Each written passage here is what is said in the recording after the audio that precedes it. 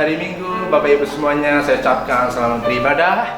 Dan kali ini bersama saya Agus dan saya tidak sendiri Bapak Ibu, saya ditemani oleh Ibu Titi ya. Di sini kami akan mengumumkan pengumuman untuk 1 pekan ke depan. Oke? Yes. Untuk hari Senin jangan lupa bagi kaum wanita kita akan kembali untuk beribadah di gereja.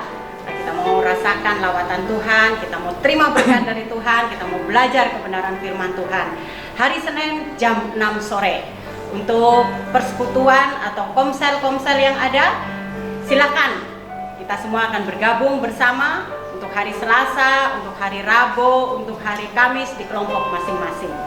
Ya, silakan. Oke, untuk selanjutnya saya ingin mengumumkan untuk setiap hari Jumat untuk para pelayan-pelayan Tuhan tentunya, bagi imam-imam musik juga jangan lupa kita akan ada latihan musik untuk hari Minggu. Dan kemudian di hari Sabtu saya mengundang semua untuk anak-anak muda pemuda remaja untuk ikut serta dalam bagian ibadah pemuda remaja di tempat ini jam 6 sore yang akan dilayani oleh Saudara Insan yang sebagai pembicara. Dan jangan lupa di hari Minggu kita akan kembali lagi di ibadah live streaming di Facebook dan di Instagram ya. Dan jangan lupa hari Minggu kita akan berkumpul bersama jam 9 pagi sampai dengan selesai tentunya.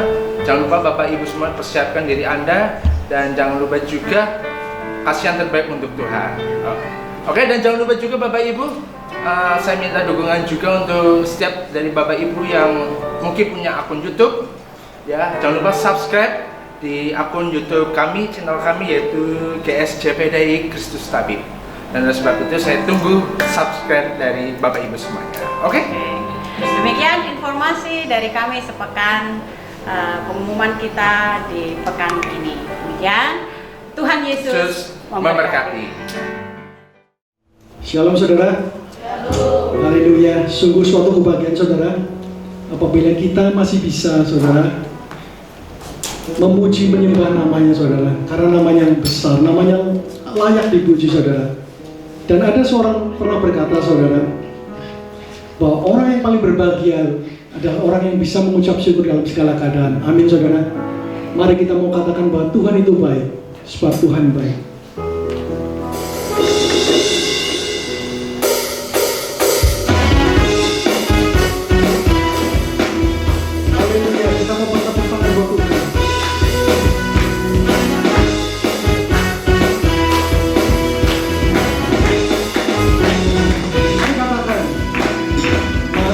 Gerbangnya bersyukur dengan penuh pujian, bersuka di hadiratnya, nyanyi besarkan agung namanya, puji dia tiuplah sangkakala, musik dan tarian, semua makhluk di bumi surga, senang hati naikkan pujian, sebab Tuhan baik, sebab Tuhan baik, sebab Tuhan baik, anugerahnya kekal selamanya, sebab Tuhan baik,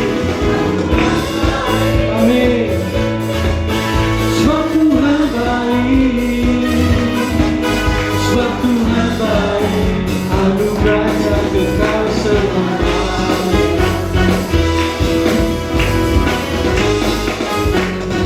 Mari katakan, masuk gerbangnya, masuk gerbangnya bersyukur dengan penuh pujian, bersuka, nyanyi besarkan lagu namanya, puji dia tiuplah sangkakala, musik dan tarian, semua makhluk di bumi surga, senang hati naikkan pujian, sebab Tuhan baik, sebab Tuhan baik, sebab Tuhan baik, anugerahnya kekal selamanya.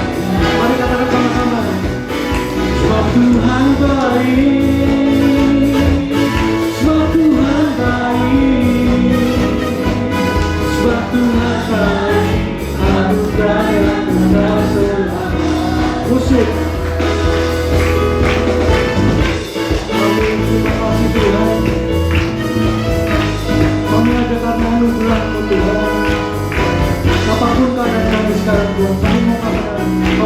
oleh kami Tuhan Yesus.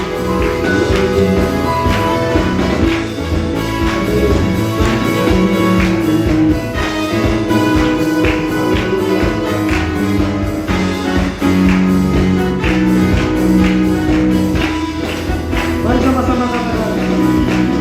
Masuk gerbangnya bersyukur, jangan penuh pujian, bersuka, nyanyi besarkan agung namanya, puji Dia. Sangkakala musik dan tarian, semua makhluk di bumi sudah dengan hati kata pujian. Sebab Tuhan baik, sebab Tuhan baik, sebab Tuhan baik, anugerahnya kekal selamanya. Katakan sebab Tuhan, kami Tuhan, sebab Tuhan baik, sebab Tuhan baik, anugerahnya kekal selamanya.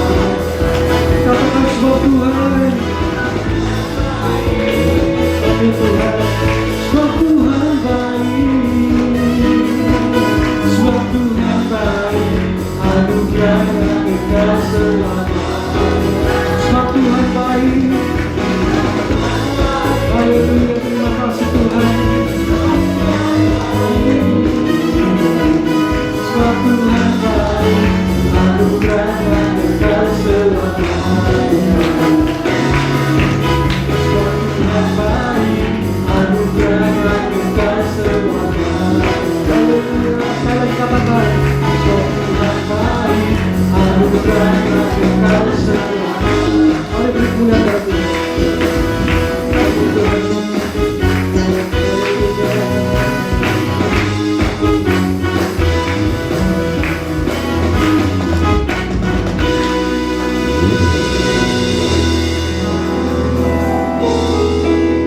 Haleluya Tuhan.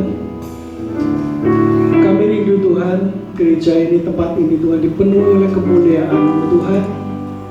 Karena dengan Tuhan hadirat-Mu Tuhan, kaya dengan Roh Kudus, kami kuat Tuhan. Bukan dengan kekuatan kami Tuhan. Saat ini kami mau fokus Tuhan, kami mau memuji Engkau Tuhan. Kami lupakan segala yang di belakang Tuhan. Kami gak minta apa-apa Tuhan. Kami hanya mau menyembah Engkau Tuhan saat ini Tuhan.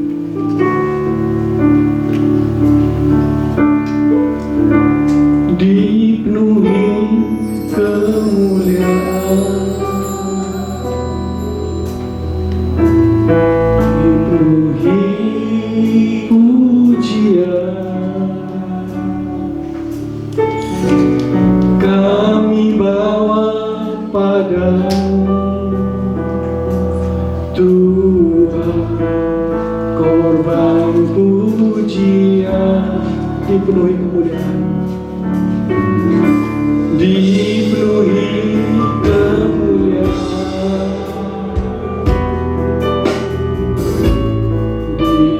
dipenuhi pujian. Kami bawa Tuhan, kami bawa padamu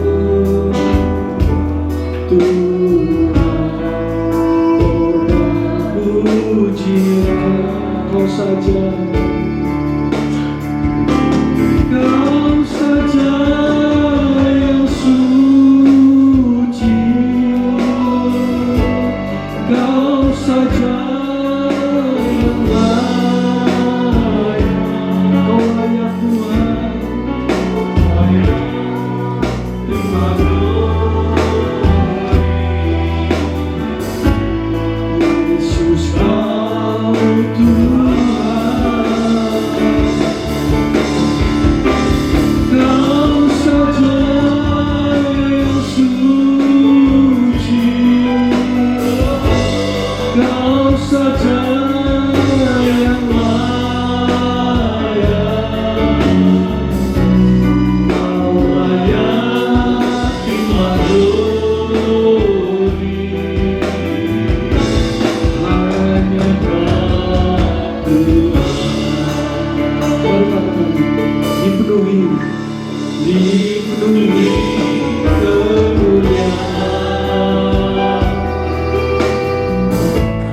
dipenuhi pujian. Kami bawa Tuhan, Kami bawa padamu Tuhan, kota pujian. Kau saja Kau saja yang suci,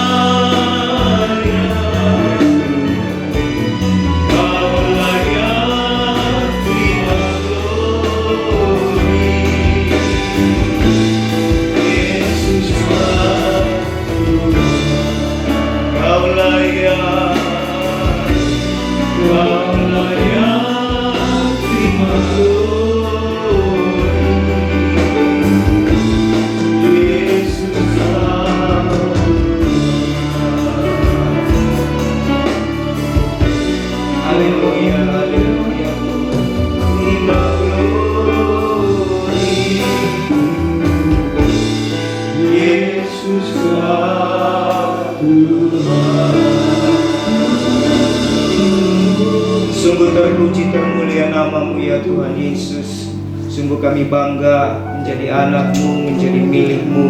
Kalau hari ini kami bisa berkumpul, beribadah, baik di tempat ini maupun dari rumah kami masing-masing, kami tahu Engkau ada ya Tuhan. Dan kalau sebentar kami akan merenungkan firman-Mu, berkatilah firman-Mu, berkatilah hati kami, berkati juga hamba-Mu ya Tuhan, untuk bisa cakap menyampaikan kebenaran firman-Mu. Segala hormat, segala puji hanya bagi Tuhan. Haleluya, haleluya. Amin, amin. Baik, salam Bapak Ibu Saudara yang dikasihi Tuhan. Haleluya.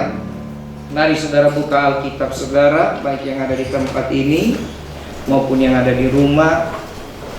Mari saudara buka Alkitab saudara dalam Mazmur pasal yang ke-25. Mazmur pasal yang ke-25 ayat yang ke-14. Mazmur pasal 25 ayat yang ke-14. Saya bacakan buat saudara. Demikian firman Allah. Tuhan bergaul karib dengan orang yang takut akan Dia, dan perjanjiannya diberitahukannya kepada mereka. Amin. Baik, kita baca bersama karena cuma satu ayat. Mari saudara yang ada di rumah maupun di sini kita baca bersama. 1, 2, ya. Tuhan bergaul karib dengan orang yang takut akan Dia, dan perjanjiannya diberitahukannya kepada mereka. Amin. Hari ini tema khotbah kita saudara untuk kita renungkan adalah bagaimana menemukan perjanjian Tuhan. Bapak Ibu Saudara, kehidupan yang begitu indah itu adalah kalau kita bisa mengenal Tuhan. Kalau saudara bisa mengenal Tuhan dan saudara sudah diselamatkan, itu adalah kehidupan yang paling berbahagia. Amin. Tapi ternyata Tuhan bukan hanya mau supaya kita menemukan Tuhan saja, kita diselamatkan, tapi ada satu kehidupan yang benar-benar tidak punya keraguan. Kehidupan yang benar-benar bukan hanya diberkati, tapi menjadi berkat. Kehidupan yang diberkati dan menjadi berkat adalah orang yang bisa menemukan perjanjian Tuhan dalam hidupnya. Amin. Selamat itu karya Allah. Dibebaskan dari dosa, rencana Allah. Tetapi menemukan perjanjian itu kembali kepada kerendahan hati dan kerinduan kita. Amin. Saya buka satu ayat lagi, saudara lihat. Dalam ayat yang ke-9 dari Mazmur pasal 25 tadi dikatakan, Ia membimbing orang-orang yang rendah hati menurut hukum, dan Ia mengajarkan jalannya kepada orang-orang yang rendah hati. Amin. Jadi saudara, hidup yang paling bukan hanya sekedar diberkati oleh Tuhan, tetapi menjadi hidup yang benar-benar hidup dan juga menjadi berkat, itu adalah orang yang bisa menemukan perjanjian Tuhan. Orang yang bisa hidup menemukan jalan Tuhan. Dan dari pasal ini juga kita melihat dalam ayat 9 dikatakan, untuk bisa menemukan jalan Tuhan butuh apa saudara? Rendah hati. Nah, jadi rendah hati itu kunci. Banyak orang Kristen diselamatkan, diberkati Tuhan, tapi rendah hati ini masih harus dipertanyakan lagi ya. Banyak orang, apalagi kebanyakan saudara, kalau kita sudah punya potensi, punya kemampuan, punya kehebatan sendiri, itu biasanya rendah hati agak jauh ya. Tapi ayat firman Tuhan dia tidak pernah menipu. Ayat firman Tuhan itu adalah ya dan amin. Dikatakan, Ia membimbing orang-orang yang rendah hati. Jadi orang rendah hati akan dibimbing Tuhan, akan dituntun Tuhan untuk apa saudara? Mendapat perjanjian. Nah, dan ayat selanjutnya dikatakan, Ia mengajarkan jalannya. Dibimbing itu artinya saudara seperti orang tua dengan anak. Saya dengan anak saya, kebetulan anak saya masih kecil, itu harus kita bimbing terus. Amin. Kita bimbing supaya dia tidak jatuh, supaya dia tidak sakit, supaya dia tidak mengalami hal-hal yang buruk. Ternyata saudara, kalau kita rendah hati untuk mendapatkan perjanjian Allah, itu tangan Tuhan sendiri yang tuntun kita. Selanjutnya dikatakan, Dia mengajarkan. Tuhan itu bukan hanya membimbing, tapi dia juga mengajar. Baru saya ingat, iya, kalau saya tuntun anak saya yang ada 2 biji itu, saudara, sambil saya tuntun pegang tangan mereka, saya juga kasih tahu, itu pisang misalnya ya, itu pohon pisang, itu mobil, kita ajar. Jadi bukan sekedar kita pegang, kita tuntun tanpa memberitahukan segala sesuatu. Kita sebagai orang tua saja sambil kita tuntun anak kita beritahukan apa yang perlu kita beritahukan. Amin. Apalagi Tuhan. Waktu Tuhan melihat saudara rendah hati, dia akan pegang tangan saudara, dia akan bawa saudara. Tapi waktu dia bawa saudara, bukan hanya dia bawa supaya saudara tidak sakit, supaya saudara tidak mengalami hal-hal buruk, tapi dia juga sampaikan pengajaran-pengajaran dalam hidup saudara. Dia akan beritahu, oh itu orang berdosa, oh itu setan, oh itu dukun, kira-kira seperti itu. Ya, dan apa katanya? Ia mengajarkan jalannya kepada orang yang rendah hati. Jadi rahasia dalam kehidupan untuk kita bisa menemukan dan hidup dalam perjanjian Allah, kunci pertama saudara, rendah hati. Amin. Rendah hati. Nah, rendah hati ini saudara, sebenarnya kadang orang salah, dipikir rendah hati itu rendah diri, atau rendah hati itu mungkin hati-hatinya lebih dekat ke tanah. Jadi orang pendek berarti rendah hati. Nah, saya ini rendah hati karena hati saya dekat ke tanah. Kalau Agus, siapa tuh yang tinggi-tinggi? Siapa nih yang ini? Itu tinggi hatinya. Karena hatinya lebih jauh dari tanah. Bukan saudara. Tuh langsung datang saudara. Saudara, rendah hati itu tidak ada urusannya dengan tinggi badan saudara. Tidak ada urusannya dengan pendeknya badan saudara, tidak. Ternyata rendah hati itu sederhana sekali. Rendah hati itu artinya orang yang selalu bergantung sama Tuhan. Itu. Ya. Jadi rendah hati orang yang selalu bergantung sama Tuhan. Dia merasa bahwa dia tidak bisa berbuat apa-apa tanpa Tuhan. Itu rendah hati. Kalau saudara selalu bergantung sama orang, itu bukan rendah hati. Bukan saudara, rendah hati itu orang yang selalu mengandalkan Tuhan. Amin. Daud adalah salah satu orang yang rendah hati. Kalau saudara belajar baca kitab bagaimana kehidupan Daud, saudara, itu seorang Alkitab mencatat Daud itu orang gagah perkasa, pahlawan perang. Amin. Tidak pernah dia kalah berperang loh. Hebat. Kalau saya baca kitab Daud itu luar biasa. Dalam kitab Samuel dikatakan Daud tidak pernah kalah berperang. Rahasianya apa? Ternyata meskipun dia sudah terbiasa mengalahkan orang Filistin, mengalahkan kerajaan-kerajaan yang dia harus kalahkan, dia punya satu kebiasaan. Amin. Kebiasaannya apa? Dia selalu bertanya sama Tuhan. Ini rendah hati. Dia selalu bertanya, Tuhan, majukah aku? Apakah engkau akan menyerahkan orang Filistin itu kepadaku? Jadi orang rendah hati, orang yang mengandalkan Tuhan. Saudara catat baik-baik. Dia merasa tidak bisa berbuat apa-apa kalau dia tidak mengandalkan Tuhan. Itu orang rendah hati. Dan orang rendah hati yang kedua, cinta Tuhan. Orang rendah hati pasti cinta Tuhan. Saudara lihat Daud. Dia biasa menggembalakan kambing domba yang cuma 2-3 ekor. Tapi ketika nama Tuhannya dihina, halo? Ketika Tuhan orang Israel dihina, tiba-tiba yang rendah hati, kecemburuan ilahi datang dalam hati Daud. Siapakah itu orang yang tidak bersunat itu, yang menghina Tuhan? Kalau Anda terbiasa mengandalkan Tuhan, rendah hati satu paket dengan cinta Tuhan. Rendah hati dengan cinta Tuhan gak bisa dipisah. Amin. Langsung amarah dalam Daud, amarah yang kudus, saudara. Kalau saudara baca Alkitab baik-baik dan saudara tanya kepada para ahli apapun, tidak ada yang bisa menjelaskan bagaimana Daud mengalahkan Goliat, gak ada. Itu semua namanya mujizat. Amin. Emangnya Goliat itu orang bodoh, saudara? Goliat itu pahlawan perang, tapi bisa mati hanya gara-gara batu licin. Kalau ada yang tidak percaya nanti tes. Panggil anak sekolah minggu, yang tinggi tadi siapa? Agus ya. Suruh lempar batu. Mati nggak? Pakai batu licin tapi ya, jangan batu tajam. Nggak mati saudara. Tidak mungkin mati. Saudara mau tanya sama ahli apapun, tidak mungkin mati. Dan tidak mungkin Goliat tidak mengelak. Anda kalau pernah belajar bela diri, itu ada namanya refleks, itu ya, respon seketika. Tidak mungkin Goliat, silakan, nggak mungkin saudara. Pasti kan Alkitab mencatat pakaian Goliat itu berbeda.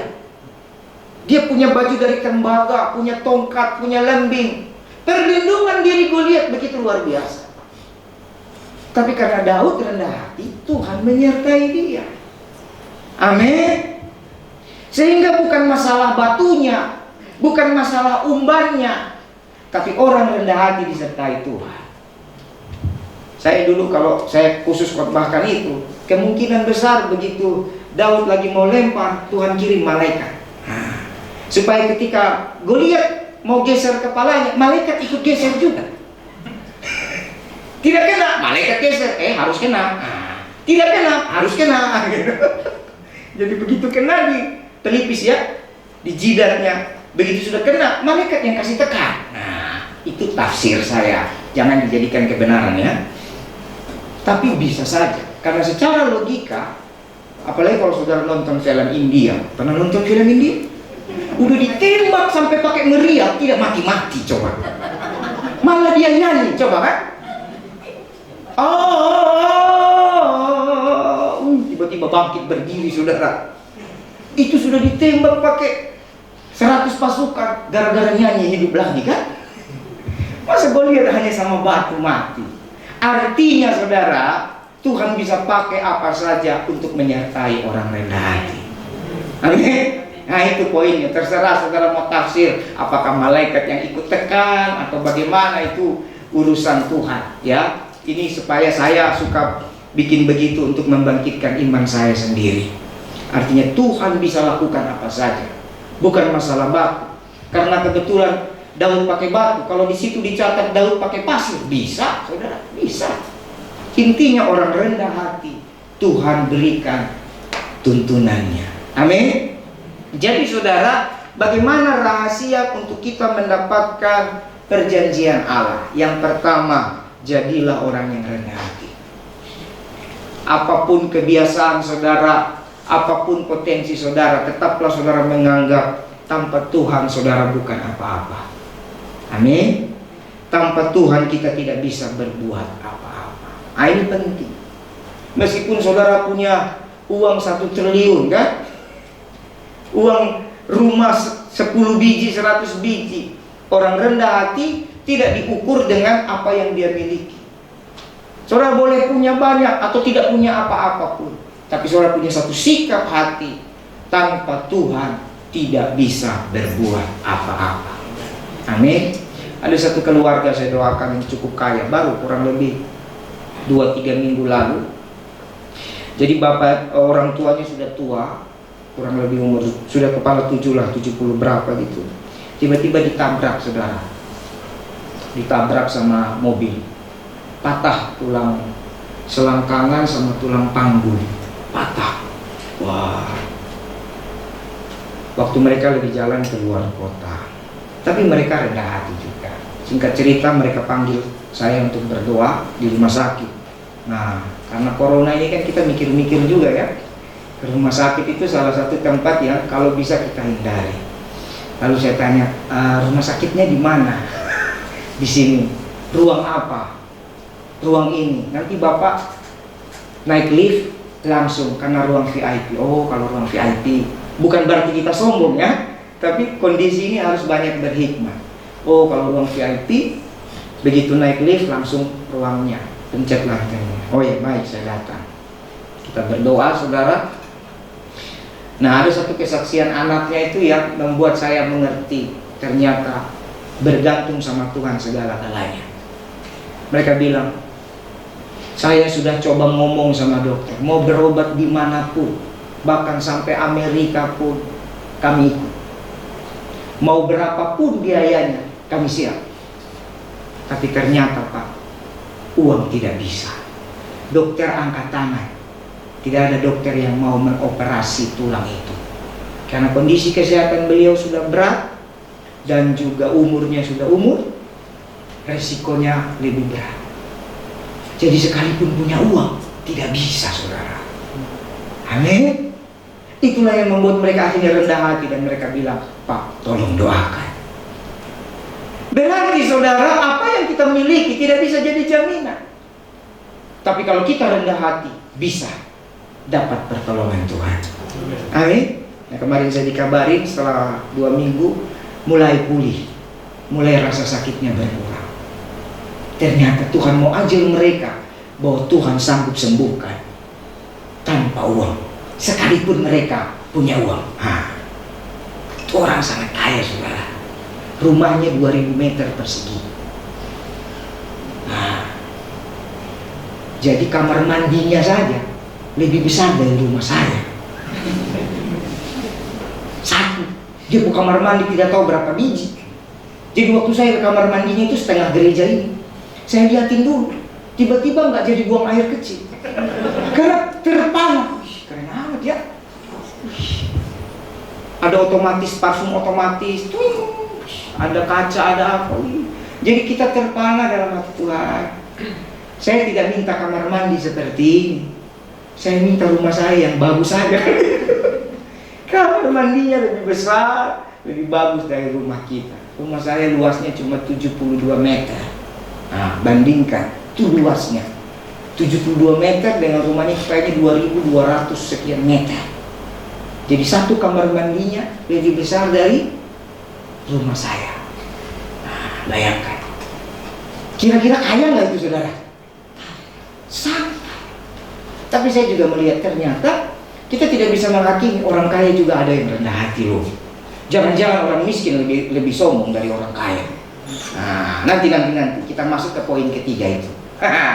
Poin pertama, rendah hati, Tuhan akan mengajarkan jalannya.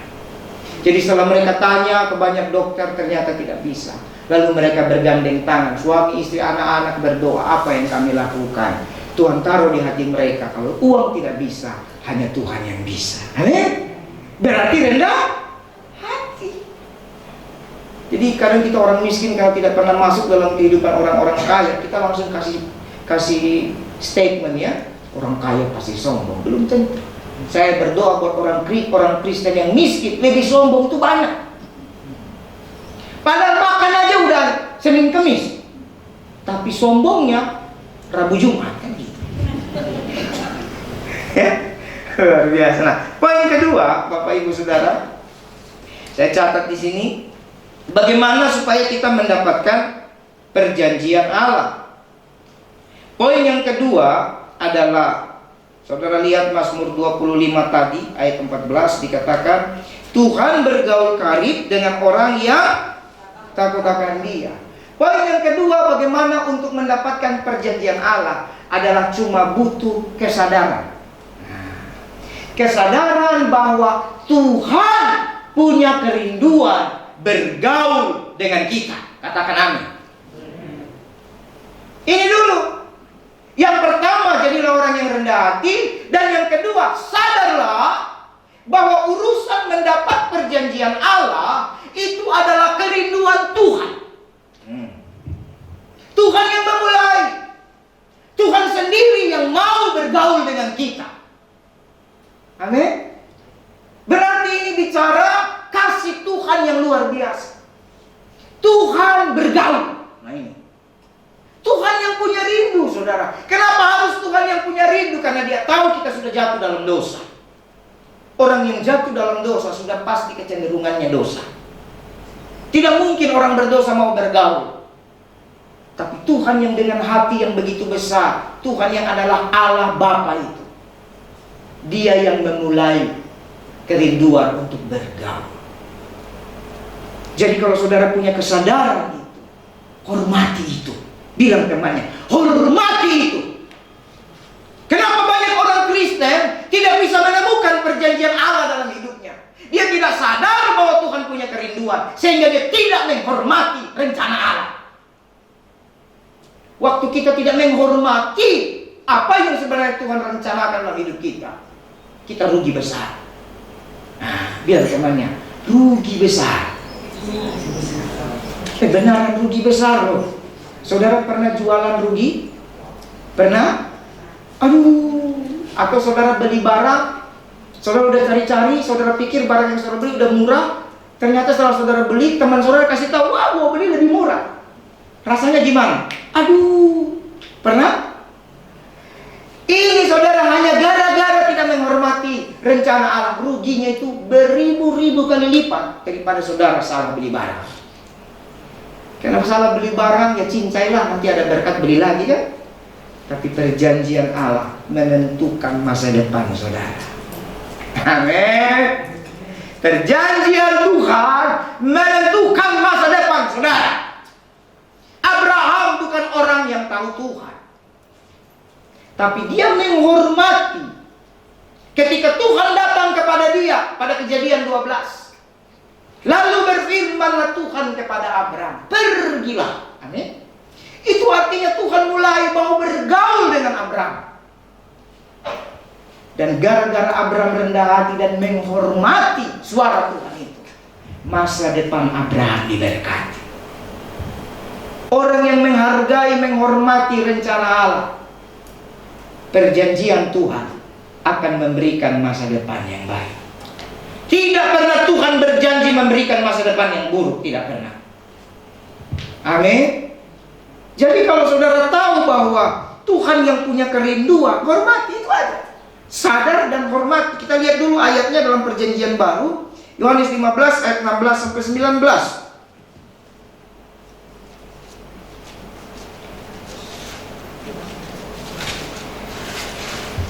Yohanes 16 dikatakan begini, ayat 19.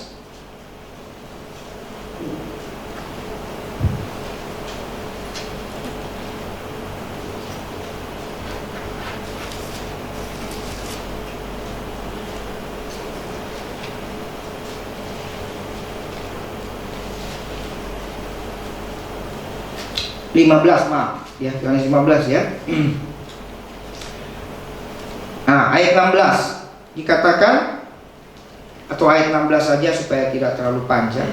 Bukan kamu yang memilih aku, tetapi akulah yang memilih kamu.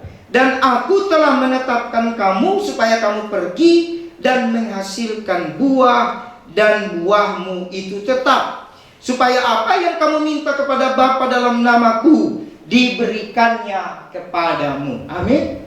Ayat ini jelas, Tuhan yang bergaul, itu bahasa perjanjian lama. Bahasa perjanjian baru, bukan kamu yang pilih aku. Artinya sifat Tuhan dari zaman dulu sampai sekarang tidak berubah. Tapi Tuhan yang pilih kita. Kenapa Tuhan pilih kita? Dia mau bergaul dengan kita.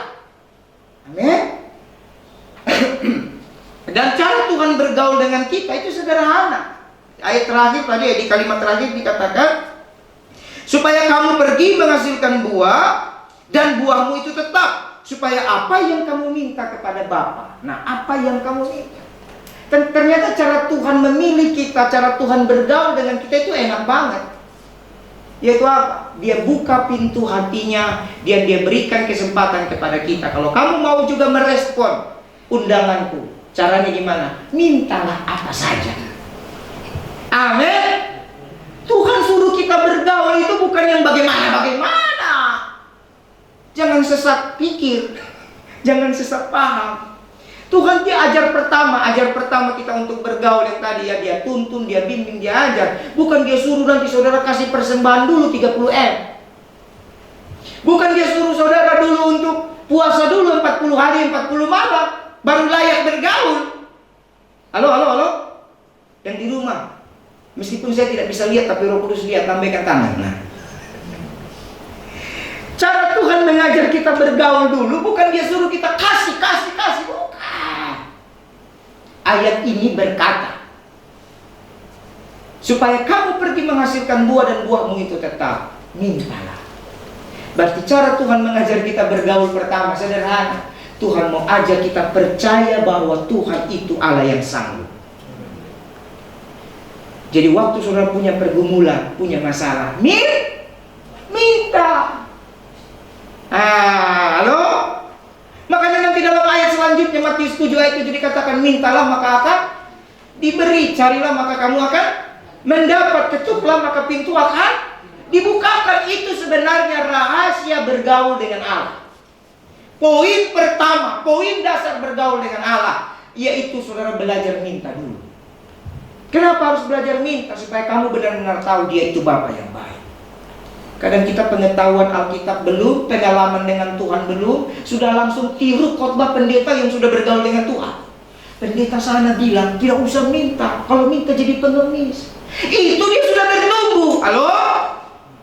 Waktu saudara baru mau bergaul dengan Tuhanmu, Tuhan mau mengenalkan dirinya kepadamu sebagai Bapa yang baik. Kalau Dia mau mengenalkan dirinya kepadamu sebagai Bapa yang baik, ikut saja firman Tuhan. Firman Tuhan berkata, minta. Amin. Itu yang membuat nanti saudara bisa bergaul dengan Tuhan. Ini belum minta, belum kenal Tuhan yang baik, sudah langsung pilih. Itu kan iman yang cecer, sombong. Saya mau langsung iman yang tinggi, sombong. Tidak ada iman langsung tinggi. Mulailah dari yang rendah hati tadi. Makanya poin pertama tadi apa? Rendah hati, minta aja. Nanti saudara minta bergaul terus. Begitu saudara minta dikasihkan sampai malu sendiri, betul nggak? Ketika saudara sudah sering minta dan dikasih terus malu sendiri, nah itu baru naik iman. Nah ini baru. Ini saudara belum minta, belum pernah dapat pun langsung yang tinggi. Oh, saya tidak mau jadi Kristen pengemis. Oke. Nanti begitu masalah datang, tinggalkan Tuhan. Ujung-ujung bilang, saya udah Kristen 40 tahun. Aku penyumbang nomor 1, semua aku kasih. Tuhan tidak pernah tolong saya, mending aku cari dukun. Yang salah siapa? Salah sendiri. Kenapa tidak rendah hati? Amin. Sederhana kok. Bergaul dengan Tuhan itu sederhana. Dosa membuat kita itu kayaknya tidak mau ketemu Tuhan. Makanya cara Tuhan memulai supaya kita kenal Dia, dimulai dari hal sederhana. Minta saja. Bahkan dalam ayat yang lain dikatakan begini, mintalah supaya penuh sukacitamu. Amin. Jadi minta untuk bisa kenal Tuhan. Salah nggak minta sama Tuhan? Atau saudara atau kita orang kesini imannya sudah surga semua? Kalau iman kita sudah surga semua, mendingan kita mati saja. Kan kita tidak perlu lagi minta sesuatu, kan? Saya sendiri saudara sudah mengalami terlalu banyak pertolongan Tuhan, tapi saya masih minta. Masih minta apa? Minta tolong. Karena tanpa Tuhan saya tidak bisa. Amin. Saya mendoakan orang banyak. Saya pernah doakan orang tidak bisa lahiran anaknya. Doakan ceprot, keluar kayak muncrat itu bayi. Di depan mata saya loh. Pernah doakan orang mengalami masalah, tapi giliran anak saya tidak bisa lahir. Apakah saya tidak mau minta lah? Kan sudah biasa.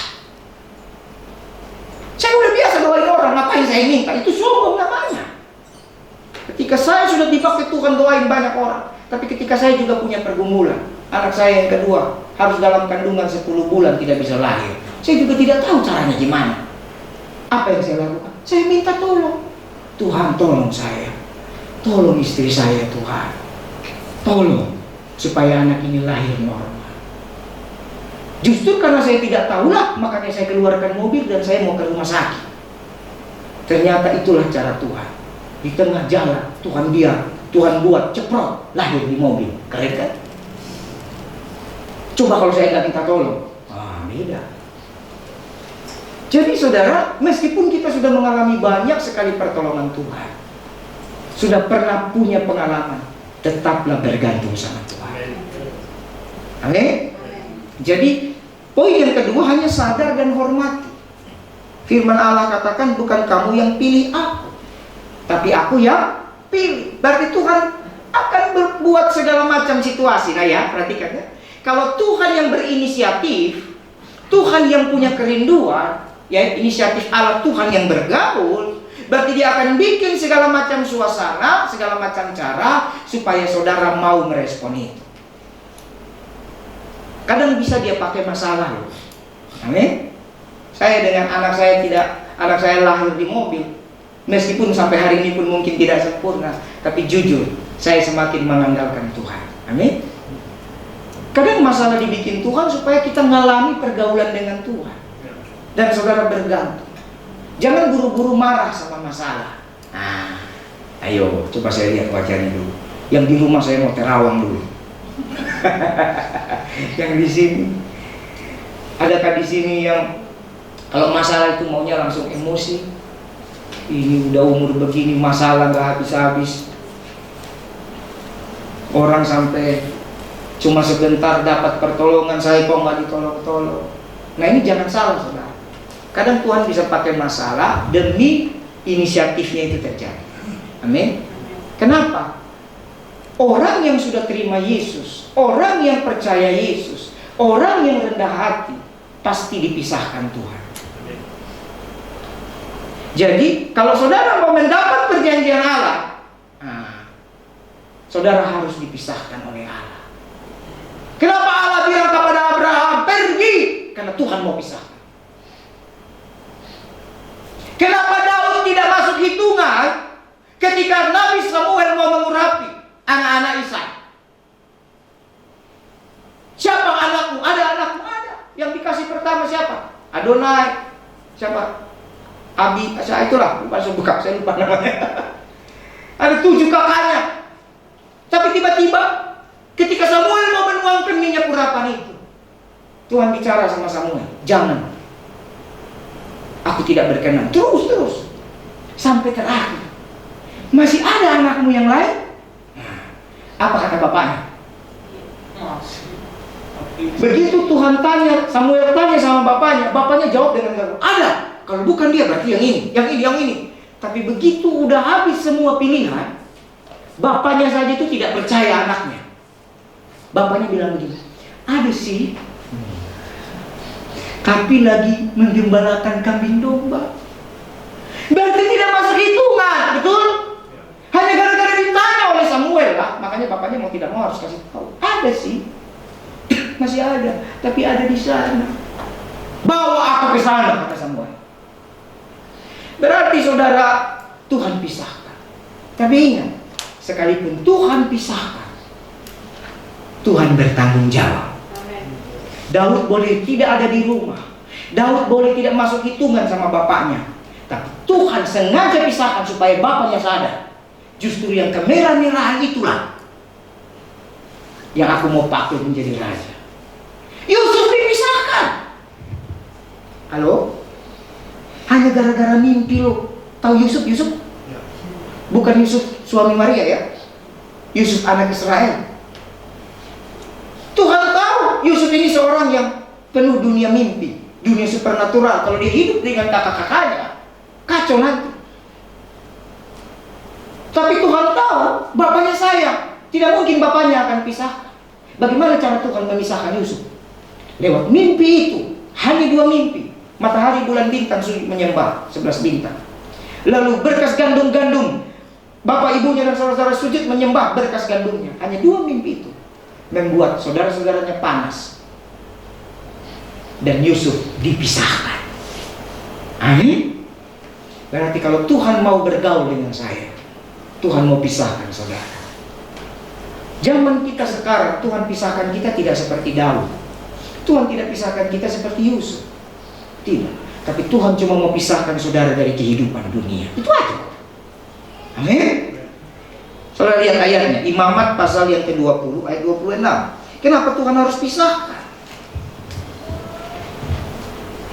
Imamat pasal yang ke-20 ayat 26. Kenapa sih Tuhan itu harus pisahkan? Sampai Daud harus begitu, Abraham kehilangan kenyamanan, mengikuti petunjuk yang dia sendiri tidak tahu. Yusuf dipisahkan sampai ke bangsa lain loh, ke Mesir. Dan dipisahkan bukan jadi pembesar hebat seketika itu. Dipisahkan jadi budak dulu. Nanti jadi pemimpin setelah 14 tahun kemudian. Imamat pasal 20 ayat 26. Masih bersama saya? Kuduslah kamu bagiku. Kuduslah kamu bagiku, sebab aku ini Tuhan. kamu bagiku, sebab aku ini Tuhan kudus. Dan aku telah memisahkan kamu dari bangsa-bangsa lain, supaya kamu menjadi milikku. Amin. Dari zaman dulu Tuhan sengaja memisahkan orang Israel, supaya orang Israel jadi milik Tuhan, supaya orang Israel bisa merespon pergaulan dengan Tuhan. Dan itu berlaku sampai hari ini. Tuhan pisahkan saudara dengan caranya, supaya saudara dan saya jadi milik Tuhan. Mari ikut sama-sama saya ngomong. Tuhan pisahkan. Saya. Sebut nama masing-masing. Budi. Supaya Budi menjadi milik Tuhan. Amin. Jadi jangan buru-buru marah dengan masalah. Kalau Abraham marah, Tuhan, kau nih suruh saya pergi ke tempat yang kau tunjukkan, belum kau jelaskan, baru nanti kau tunjukkan.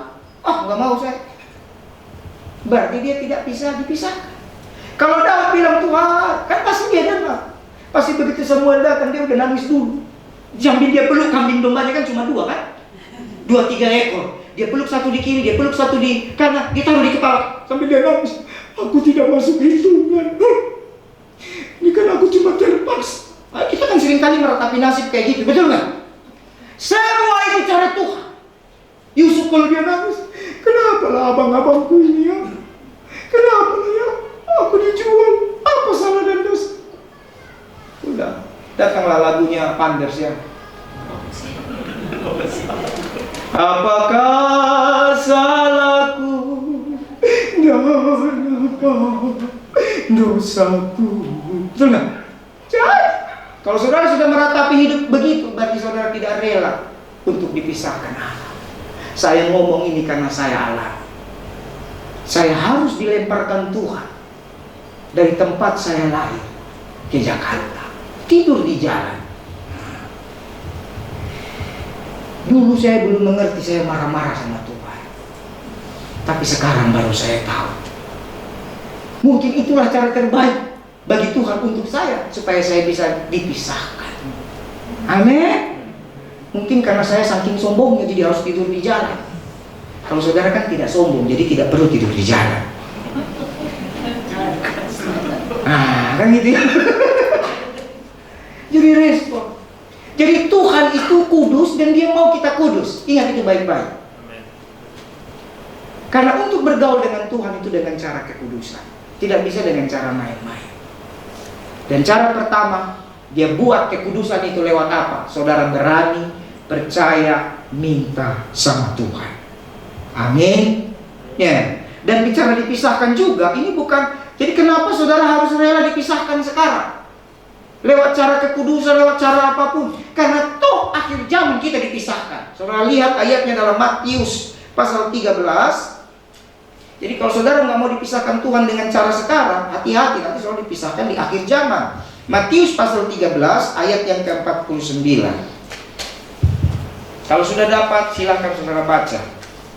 Matius 13 ayat 49. Kalau ada yang sudah dapat silakan baca.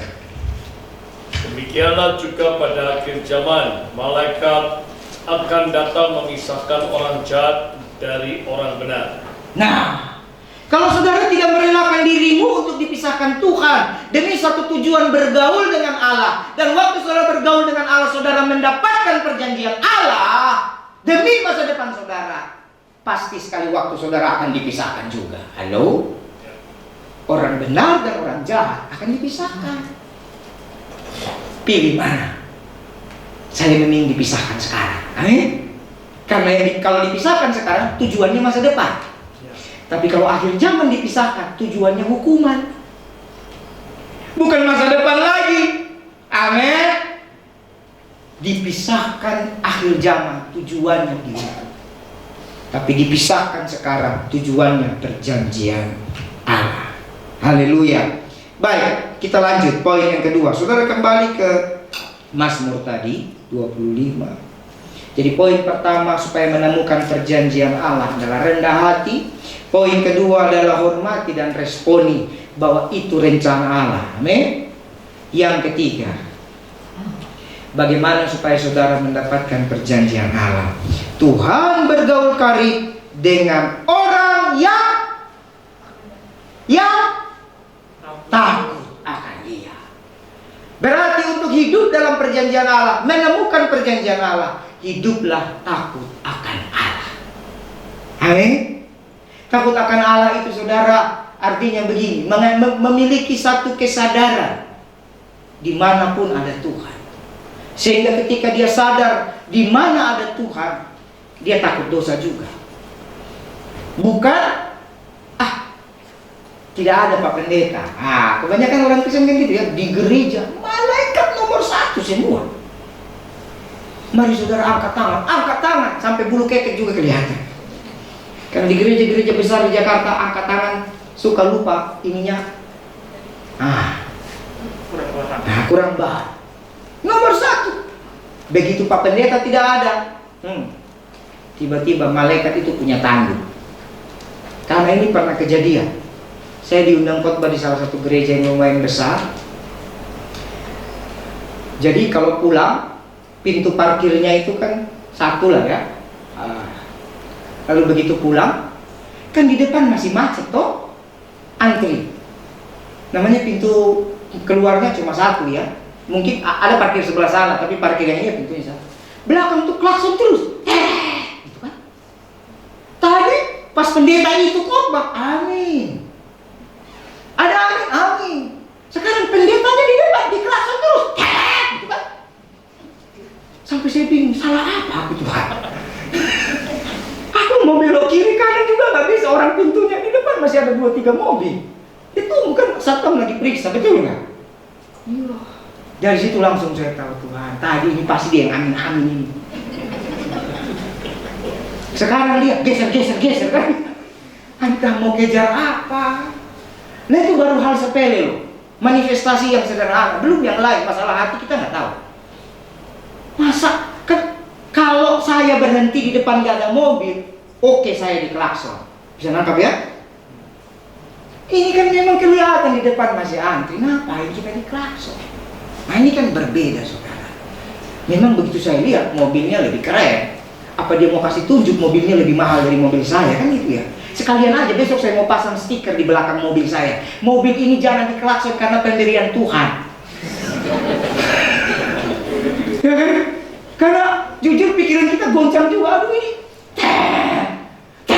gitu. Ya ampun, memang mobilnya besar, keren, mobil gua dilindas mungkin hancur, oke lah. Tapi kan nggak gitu juga caranya. Saya mau bikin stiker nih, tolong yang di belakang kiri kanan nyetir baik-baik, ini mobil pemberian Allah. Gitu. Apa sih balik? Jadi saudara, takut akan Tuhan itu bukan nanti di gereja. Di gereja itu kita bukan sedang menunjukkan kita takut Tuhan. Perhatikan saya baik-baik. Tapi di gereja kita sedang beribadah kepada Tuhan. Amin. Beda. Di komunitas kita sedang beribadah kepada Allah. Tapi takut akan Tuhan, hidup kita 24 jam. Beda ini. Waktu saudara ada dalam pertemuan ibadah seperti hari ini, pertemuan doa seperti kemarin, apapun acara-acara komunitas, itu saudara sedang beribadah kepada Tuhan. Memang beribadah dengan takut Tuhan, tapi tujuannya ibadah.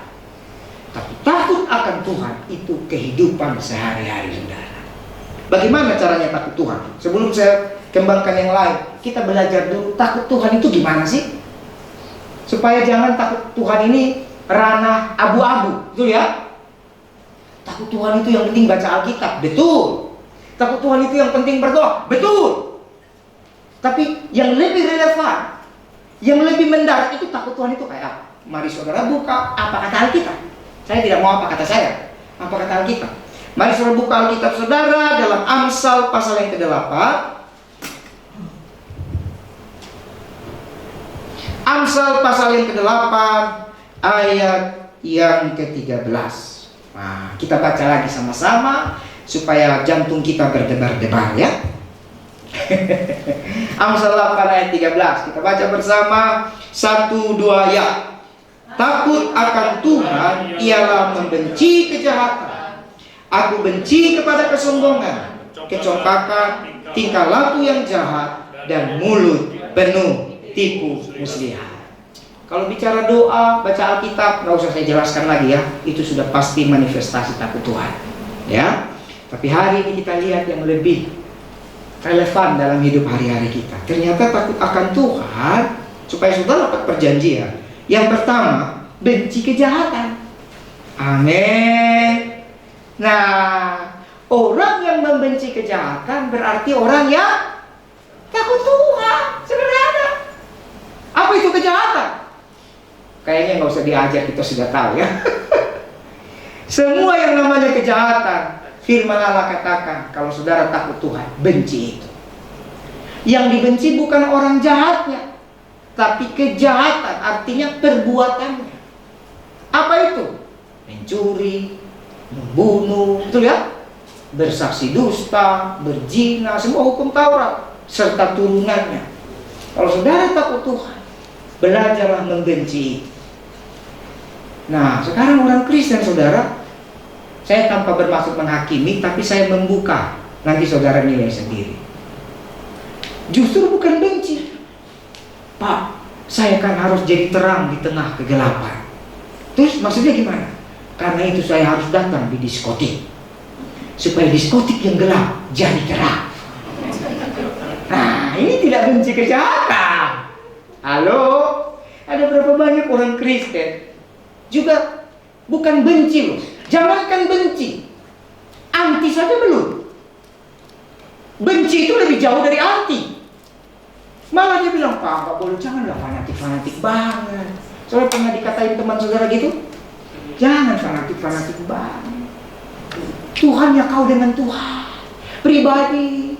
Ini kan kita demi lobby. Nah, kan biar bisnis kita goal, nggak ada salahnya. Yang penting kita nggak mabuk, begitu kan? Kompromi kan? Bukan kompromi lagi, kompromi. Nah, yang penting nggak mabuk. Terus gimana? Yang minum segelas 2 gelas lah. Yang penting tidak. Nah, kira-kira itu membenci kejahatan nggak, saudara? Nah, kalau yang itu saja dia tidak bisa, itu kan sudah jelas-jelas Alkitab bilang jangan. Yang itu saja dia tidak bisa, gimana mau takut Tuhan? Halo? Gimana mau berdoa? Gimana mau baca Alkitab? Karena kalau baca Alkitab pasti di situ ada ya. Orang yang masuk kerajaan surga tentulah bukan seorang pemabuk, bukan seorang pezina, betul?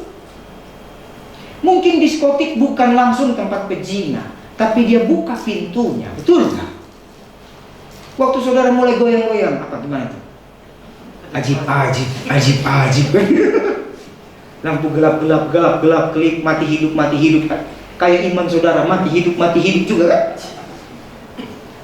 Dari minum 1-2 teguk jadi 1-2 gelas. Dari 1-2 gelas jadi 1-2 botol. Habis itu ya sudah, jadilah Tuhan seperti yang kau kehendaki. Mulai kutip ayat. Lagi bikin dosa, kutip ayat. Kenapa? Di depan dia lagi joget yang cantiknya minta ampun, padahal dia lupa itu suntik semua. Tahu-tahu setelah sadar, laki-laki juga. Wih, hati-hati loh. Jadi saudara takut Tuhan itu sederhana, benci kejahatan. Itu aja. Yang suka tipu-tipu orang itu jahat. Jualan, ya misalnya jualan apa yang gampang, misalnya jual beli motor, dia beli 3 juta, lalu ada orang nawar 4 juta, udah untung belum? Udah, tapi aduh Pak, modal belum ketutup itu Pak. Nah lo, padahal dia beli 3 juta, ditawar 4 juta, dia bilang modal belum kembali. Oke lah, kita tahu Anda pengen untung sebesar-besarnya, tapi itu jahat. Halo? Orang takut Tuhan menjauhi kejahatan. Saya kalau khotbahin lagi nanti bisa kejahatan aja 10 jam. Jadi kita lanjut aja yang kedua. Aku benci kepada kesombongan. Lihat ya, kejahatan tadi kata Tuhan benci. Jadi bukan hanya kita menolak, tapi ada satu benci. Ternyata orang Kristen boleh benci. Tapi bukan benci sama orang. Halo? Orang Kristen harus punya benci kepada yang namanya dosa itu, kejahatan. Tidak bisa toleransi ke situ, nggak bisa. Kalau saudara tahu itu mengarahkan kepada kejahatan, saudara harus langsung bikin tembok. Aku benci kejahatan. Itu takut Tuhan. Yang kedua, aku benci kepada kesombongan. Ternyata kejahatan sama kesombongan kita boleh benci. Aku benci kepada kesombongan. Nah, kesombongan ini apa, saudara? Ini bahaya. Kayak tadi saya bilang, kadang kita karena nggak ngerti, kita pikir orang kaya itu sombong. Saya mau tanya, kalau orang kaya, dia punya uang ratusan miliar, pakai berlian, normal apa wajar? Normal, memang dia punya uang, kelebihan uangnya, dia mau beli, kenapa tidak? Kalau orang kaya, dia mau beli mobil yang kayaknya itu cuma mimpi kita, yang harganya belasan miliar, boleh atau tidak? Boleh, uang-uang dia kok. Lalu kita langsung menghakimi, nggak rendah hati itu. Apa mesti beli mobil belasan miliar? Kau tidak tahu, itu ada pentingnya. Mungkin sebagai dia dalam pergaulan sesama orang kaya, kalau dia pakai mobil murah, nggak laku bisnisnya. Kadang-kadang seperti itu. Kita belum bergaul dengan dia, kita hakimi, wah, mobilnya mewah, sombong.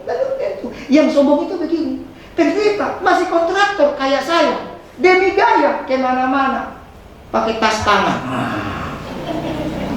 Biar dibilang pendeta kekinian.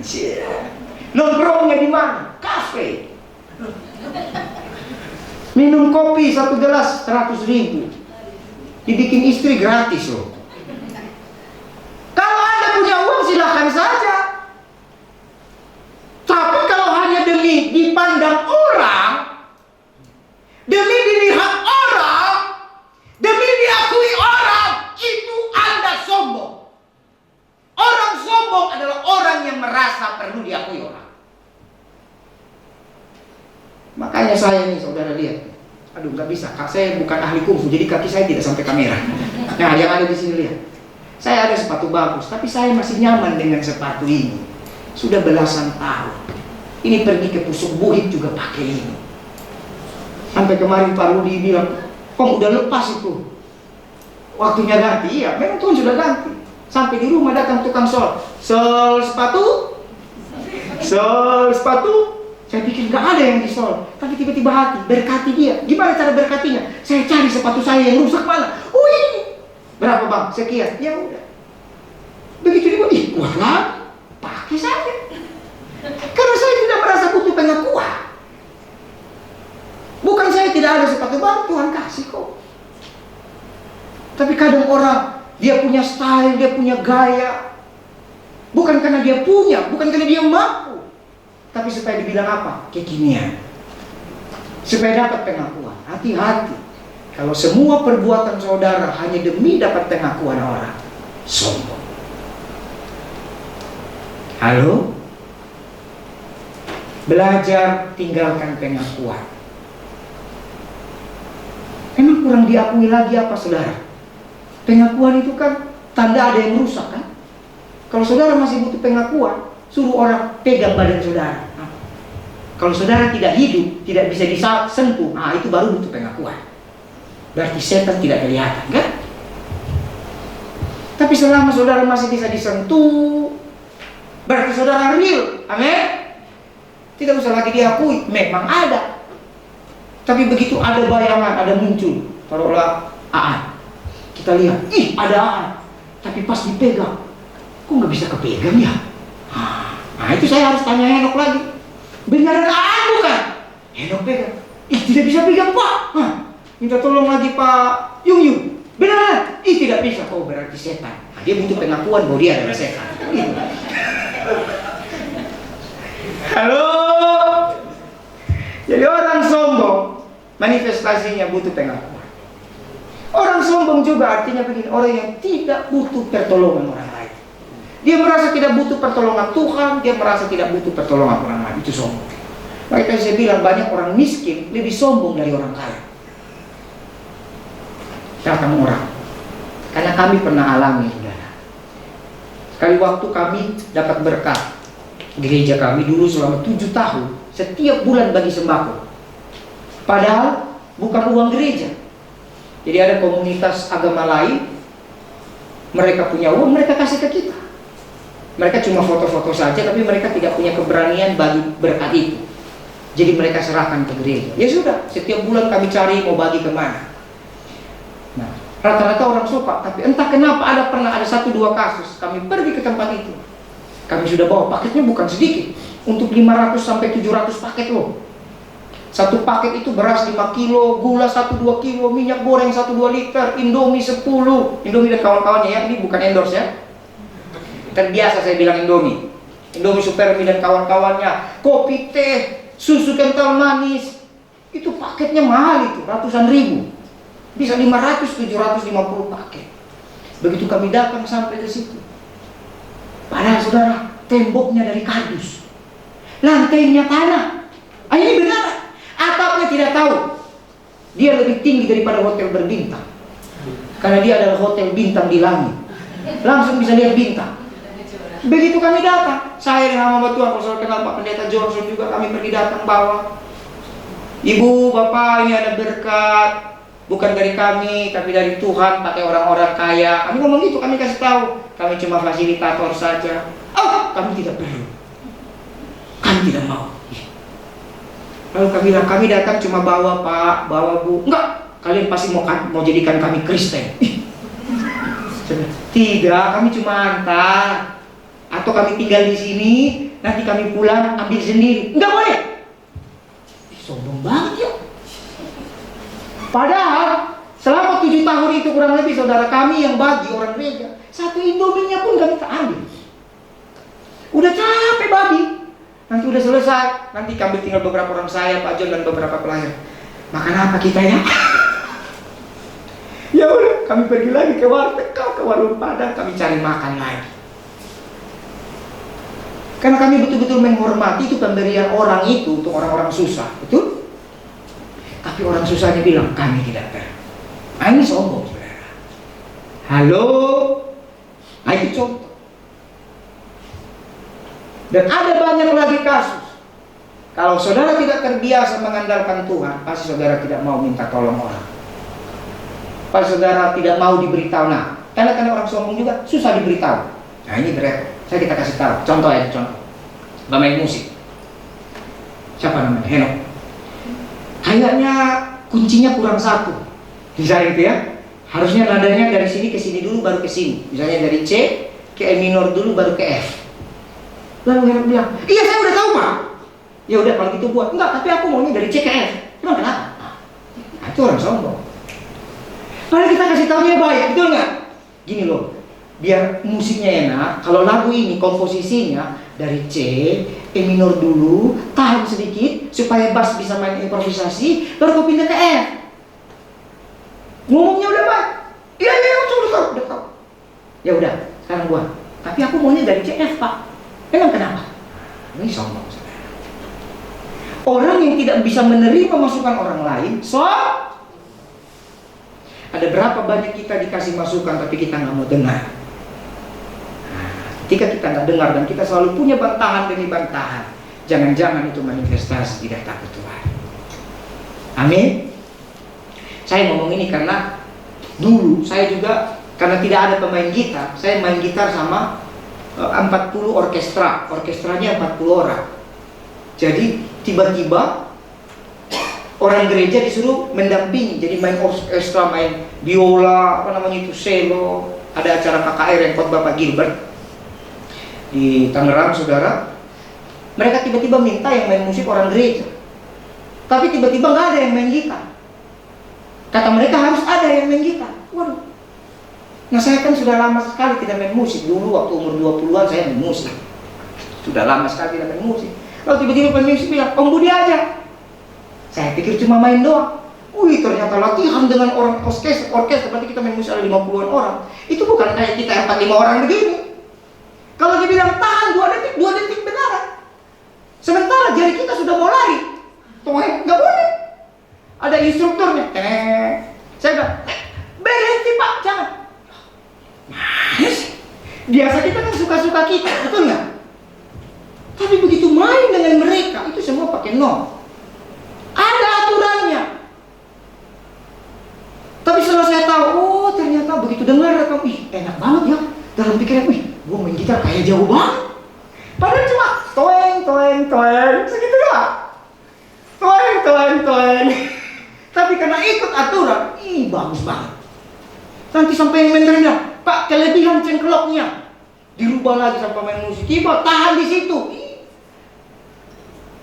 Ternyata masukan itu baik. Amin. Untung saya dengar. Coba kalau saya tidak dengar.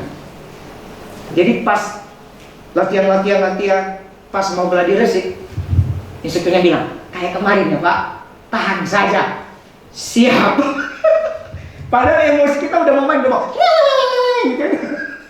tidak boleh. Karena itu nanti tugasnya si biola, tugasnya si ada masing-masing saudara. Jadi saudara menerima masukan orang itu tanda saudara takut Tuhan. Rendah hati, takut Tuhan. Amin. Jangan langsung benteng-benteng. Dan orang takut Tuhan bukan hanya mau menerima tapi benci kesombongan itu. Amin.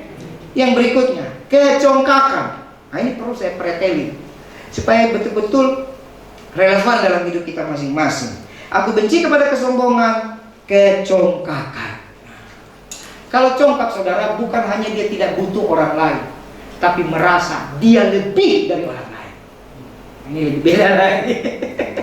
Sombong, dia merasa sudah ngerti, sudah tahu, tidak butuh nasihat, tidak butuh pertimbangan. Tapi congkak, dia merasa lebih dari orang lain.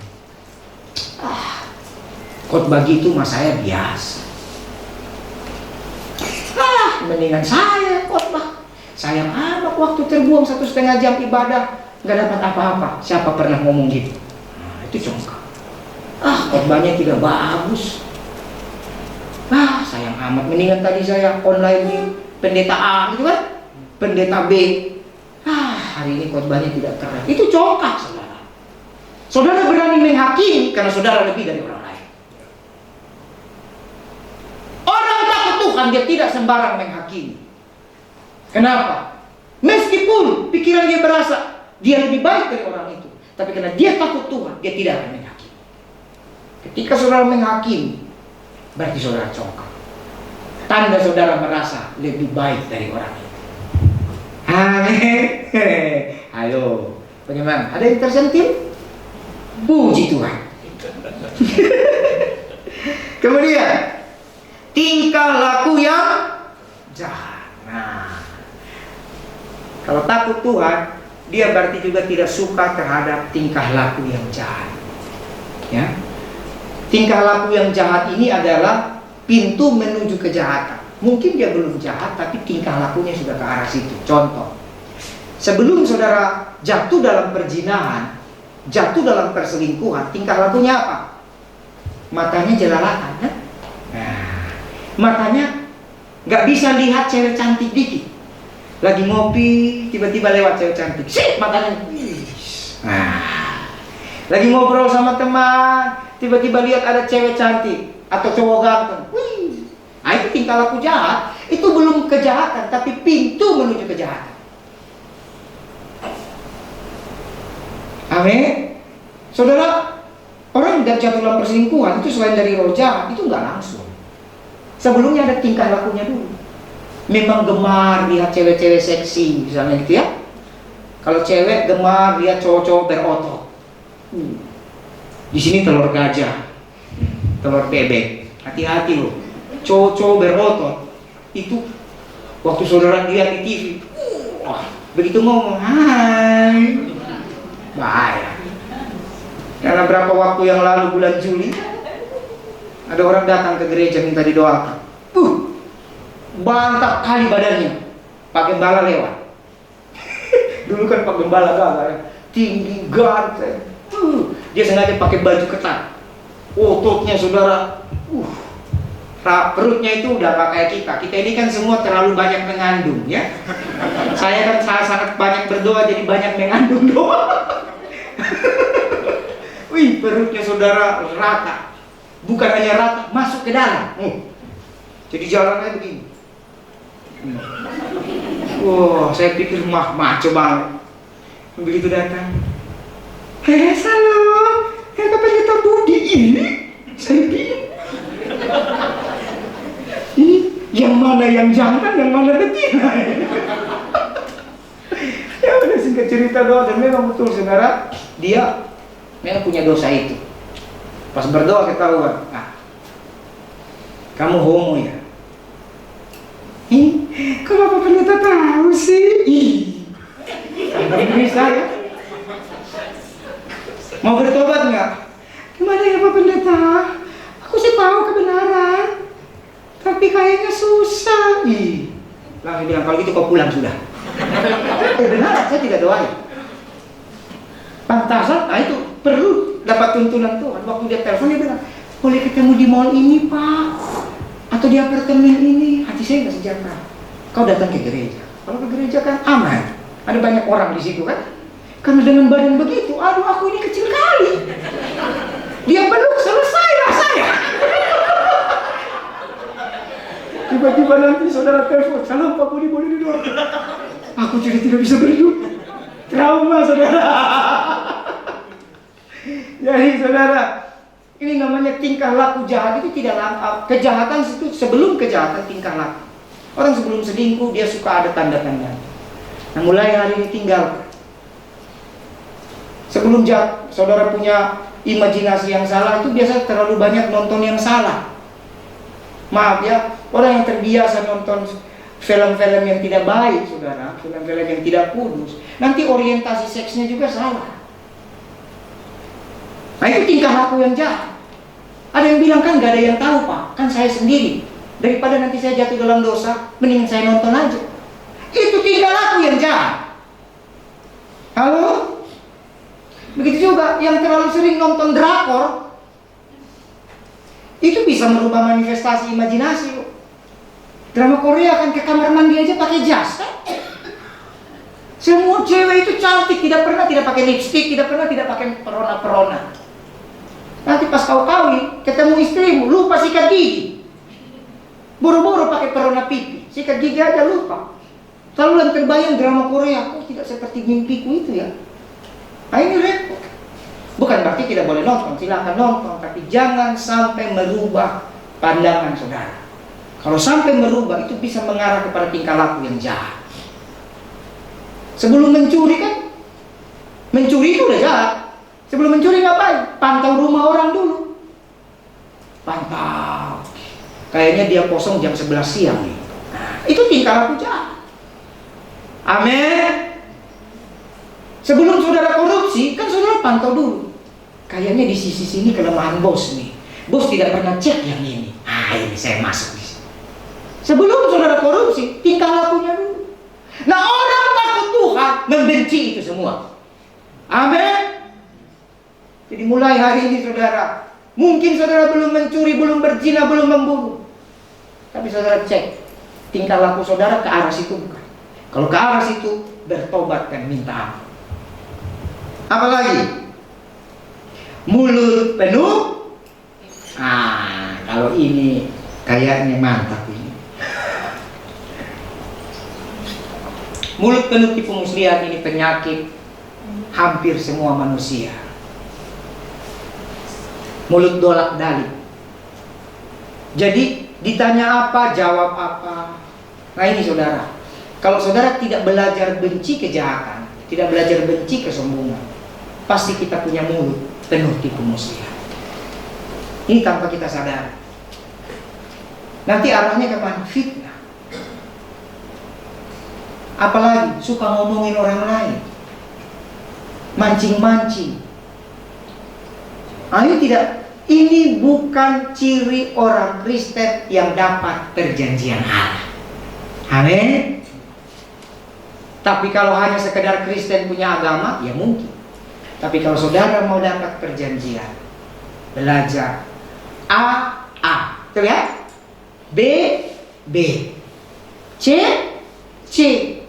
Kalau Tuhan bilang 2 tambah 2 4, jangan bilang 1 tambah 3 4. Bisa ngerti nggak? Hasilnya memang sama-sama 4, tapi Tuhan bilang 2 tambah 2. Jangan kau rubah 1 tambah 3. Bisa ngerti? Mungkin hasilnya sama demi kebaikan Tuhan itu dia bertanggung jawab. Tapi kalau yang penting demi kebaikan, tanpa saudara-saudari saudara masuk dalam tipu muslihat. Kalau Tuhan bilang 5 roti 2 ikan bisa kasih makan, pasti kasih makan 12.000 orang, amin saja. Jangan kau ahli teologi ya, tambahkan lagi itu ikan paus. Jangan. Kalau tidak dicatat ya udah. Bagaimana cara Tuhan kasih makan orang 12.000 orang pakai 5 roti 2 ikan? Ya itu 5 roti 2 ikan. Oh pasti rotinya roti yang sebesar rumah, ikannya ikan paus. Jangan. Bisa ngerti ya? Kalau Tuhan bilang 2 tambah 2, jangan rubah 1 tambah. Hasilnya sama nggak? Sama. Tapi berubah nggak? Berubah. Ini bicara taat. Orang yang suka tipu muslihat berarti sepanjang hidupnya tidak taat. Amin. Bisa lengkap? Berarti takut Tuhan seperti itu. Jadi untuk dapat perjanjian Allah saudara, yang pertama, jadilah orang yang rendah hati. Yang kedua, hargai dan hormati kerinduan Allah. Dan yang ketiga, hiduplah takut akan Tuhan. Waktu saudara takut akan Tuhan, kembali ke Mazmur 25 tadi, dikatakan apa? Perjanjiannya diberitahukannya kepada mereka. Waktu saudara akhirnya gara-gara 3 hal itu, saudara mulai bergaul dengan Tuhan, dan saudara dapat perjanjian Allah saudara, hidup saudara berbeda. Orang yang dapat perjanjian Allah, itu Tuhan bertanggung jawab. Apa kata Tuhan kepada Ishak dan Yakub? Oleh karena perjanjianku dengan ayahmu. Pernah baca ayat itu? Oleh karena perjanjianku dengan ayahmu, maka aku juga akan mengikat perjanjian dengan engkau. Orang yang dapat perjanjian, Tuhan memberkati dia sampai anak cucunya karena perjanjian itu. Amin. Mari saudara bergaulah dengan Tuhan sampai saudara dapat perjanjian. Kalau saya bersaksi saudara, Tuhan bisa kasih bukan hanya 1 perjanjian loh. Bisa 2, bisa 3. Tergantung kerelaan saudara, kerendahan hati saudara dengan Tuhan. Saya bisa melayani sampai hari ini karena ada perjanjian Tuhan. Amin. Makanya masalah kayak apapun secara manusia berat, tapi sepertinya ada aja jalan keluar. Orang yang dapat perjanjian Tuhan, ada pertolongan Tuhan. Amin. Ada aja. Kalau di logika kan gak bisa. Ada saja. Kenapa? Tuhan tidak bisa ingkari janjinya. Tuhan tidak lalai menepati janji. Tuhan tidak bisa. Tidak bisa saudara. Saya kadang-kadang merubah schedule. Aduh Pak, maaf kita udah janji hari Senin tapi saya capek. Bagaimana kalau besok saja? Tuh ya. Kita manusia bisa. Tapi ternyata kalau dengan anak beda loh.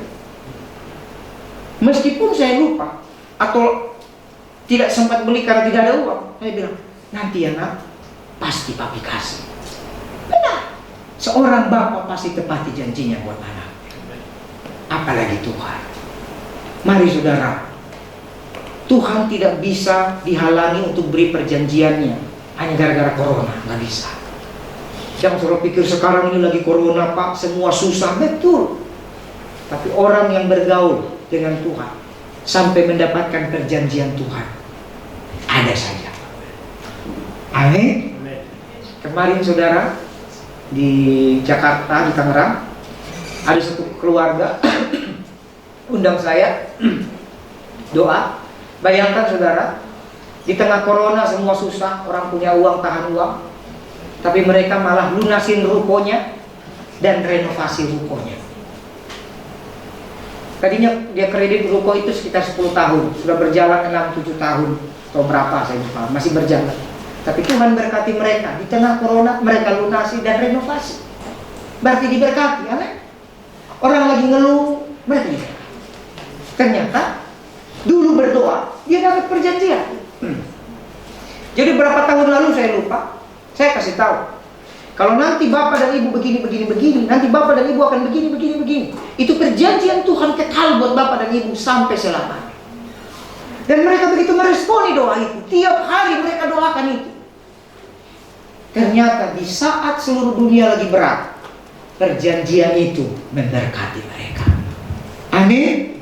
Siapa mau dapat perjanjian Tuhan? Ini saya masih kasih tahu syaratnya dulu.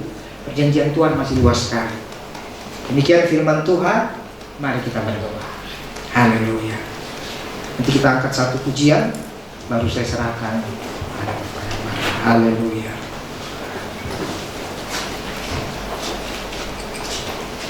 Kita angkat pujian, Tuhanku mau menyenangkanmu.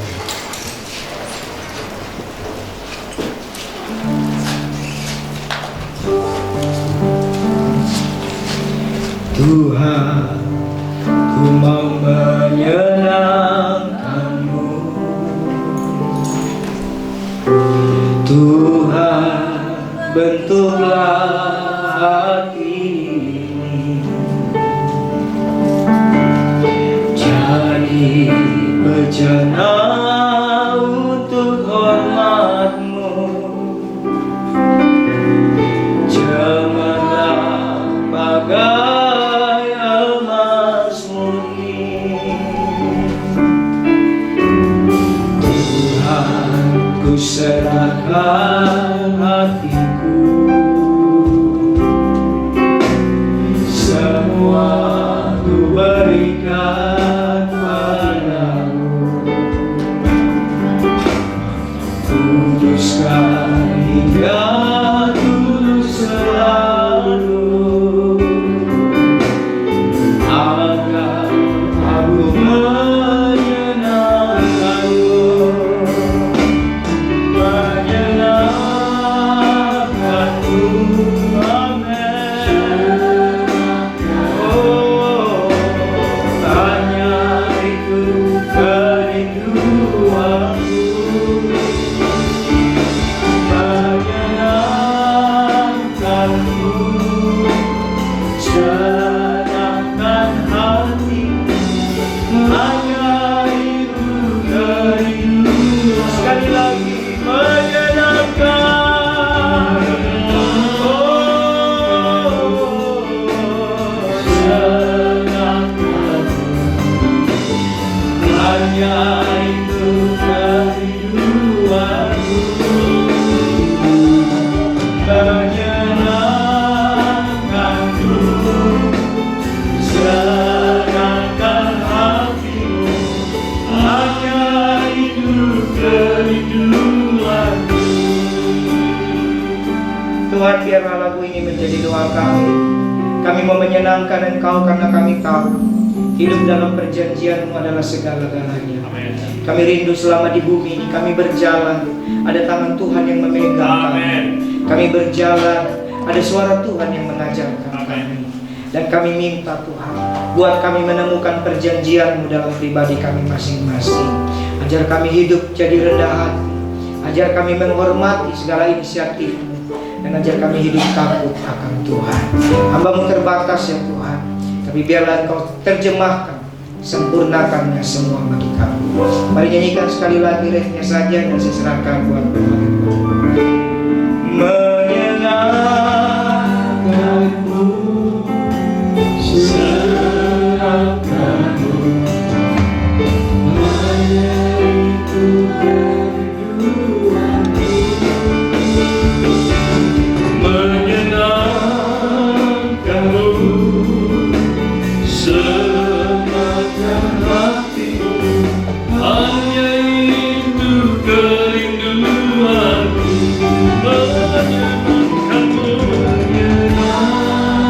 Menyenangkanmu, senangkanmu, hanya itu kerinduanku. Menyenangkanmu, senangkan hatiku, hanya itu kerinduanku. Hanya itu kerinduanku. Hanya itu kerinduanku.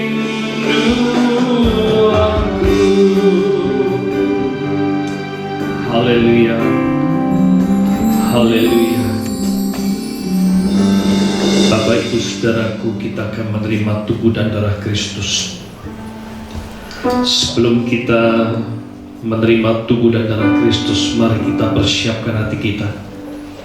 Kita akan pujian pada satu bukit untuk mengingat kasih Tuhan, karena cintanya Dia memberikan hidupnya untuk memberikan pengampunan dosa untuk kita. Pada satu bukit jauh dari sini, kulihat salibnya berdiri,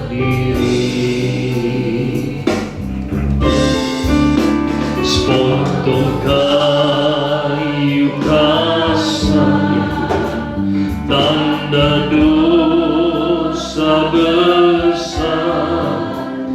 Di sana Tuhanku telah mati.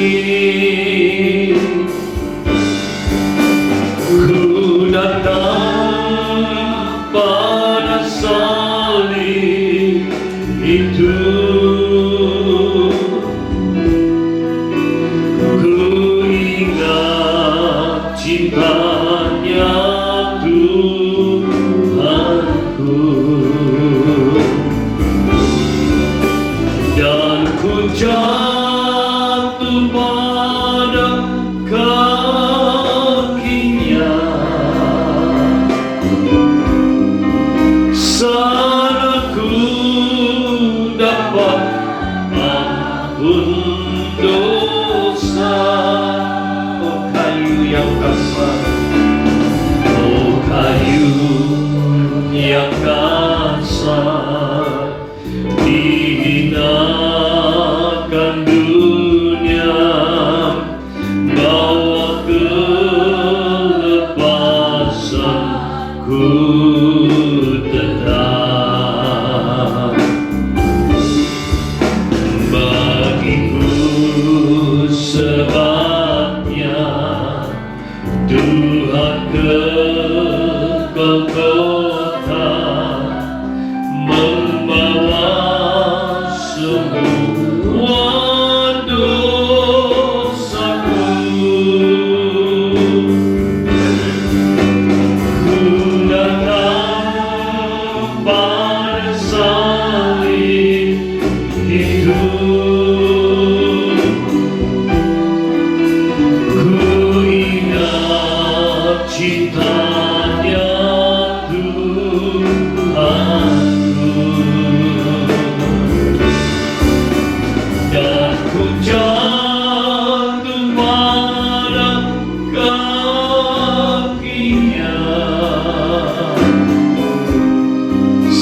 Sana ku dapat ampun dosa.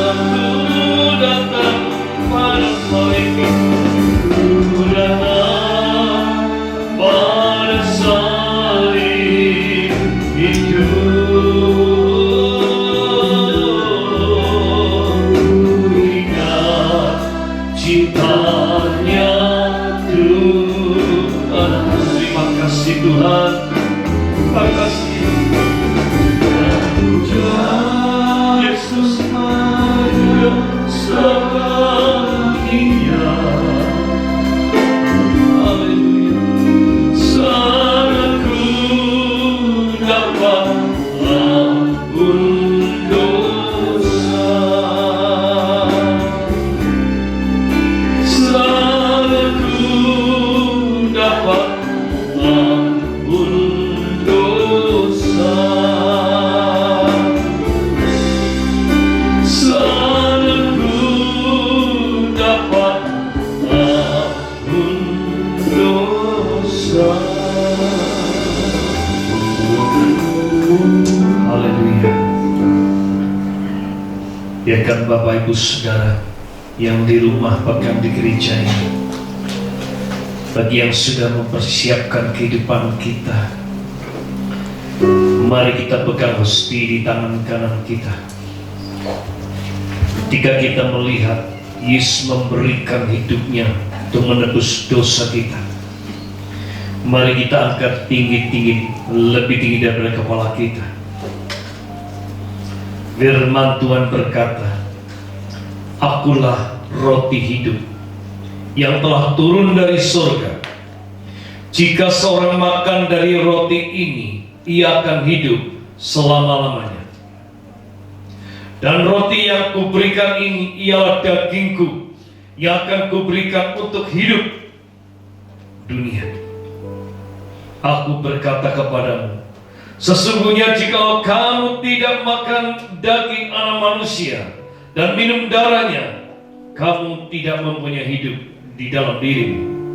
Barang siapa makan dagingku dan minum darahku, ia mempunyai hidup yang kekal, dan aku akan membangkitkan dia pada akhir zaman. Barang siapa makan dagingku dan minum darahku, ia tinggal di dalam aku dan aku di dalam dia, sama seperti Bapa yang hidup mengutus aku dan aku hidup oleh Bapa. Demikian juga barang siapa yang makan aku akan hidup oleh aku. Inilah roti yang telah turun dari surga. Barang siapa makan roti ini, ia akan hidup selama-lamanya." Makasih Tuhan. Terima kasih. Terima kasih Roh Kudus.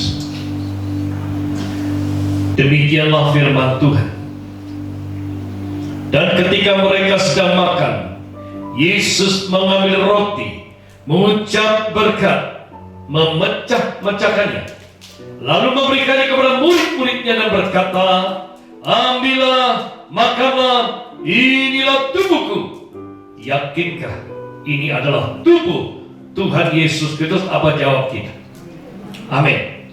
Makanlah di dalam nama Tuhan Yesus Kristus.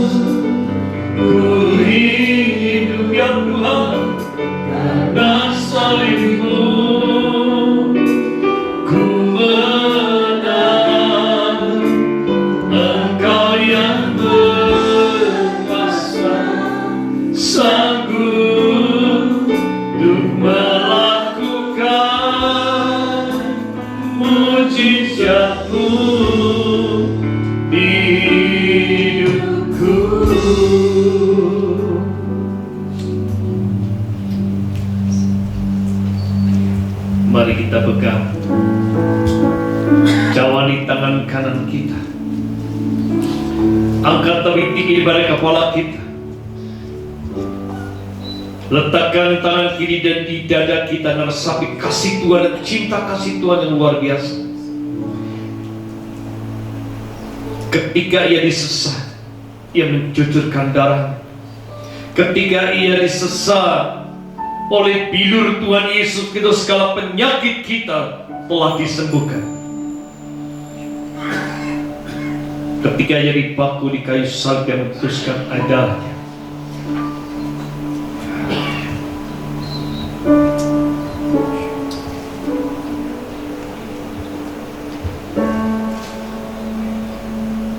dan dia berkata,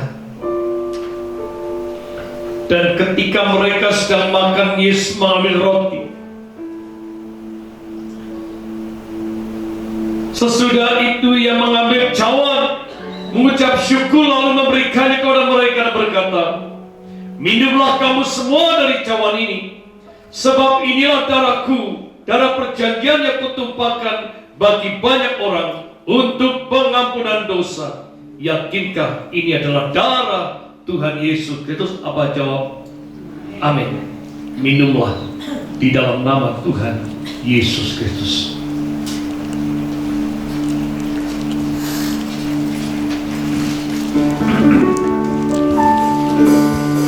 Darahmu Yesus sucikan aku, darahmu Yesus bebaskanku,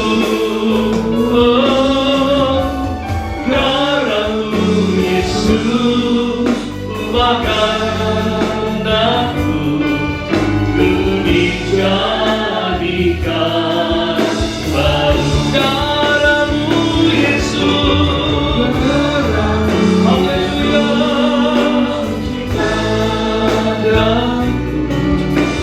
darahmu Yesus bebaskanku,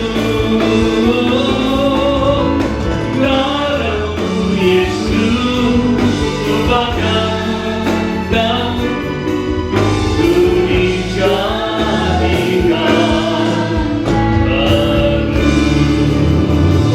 Kita bangkit berdiri bersama-sama.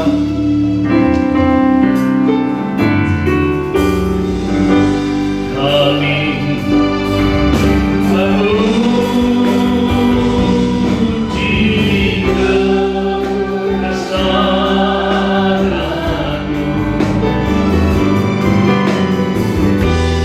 ajaib Tuhan, haleluya, ajaib, sungguh ajaib Tuhan Yesus.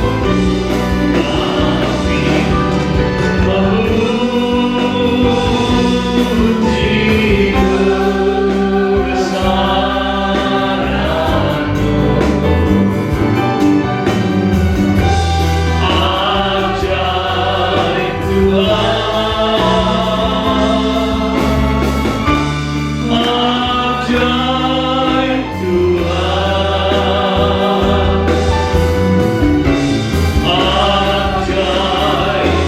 Tuhan, ajaib